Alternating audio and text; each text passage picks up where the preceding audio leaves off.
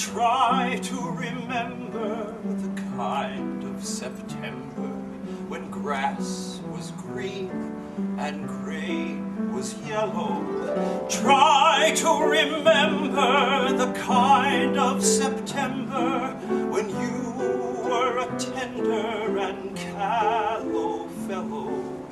Try to remember, and if you remember, then follow. The Fantasticks is the world's longest-running musical ever. It started in 1960 at the Sullivan Street Playhouse, and it's a story about a boy, a girl, two fathers, and a wall. They're two fathers and their neighbors. They put up a wall basically they pretend to stage a feud between the two neighboring families, but secretly the fathers want the kids to fall in love, which they do. Once they've created this happy ending for their kids, they realize that, you know, it's hard. They're starting to realize that, you know, with the wall and this big setup, it isn't as romantic. After all, the boy and the girl go through realizing what the world actually is, and through all the trials and tribulations, they come back together and realize that they love each other still. The message is timeless, and it's one of the easiest shows I've ever had to do because the audience they're already fans the minute before you even open your mouth because they know it. The score is a traditional, you know, musical theater score. You know, it was written in 1960. It still has that old, you know, not quite Rodgers and Hammerstein, but sort of bridging the gap between the truly classical musical theater and very heavy jazz influence. It's a very traditional score with a few twists here and there. When you think of musical theater, you know, and you think of the golden era, you know, it's light and it's passionate, you know, and there are just so many different kinds of music in it. Why did the kids put beans in their ears? No one can hear with beans in their ears.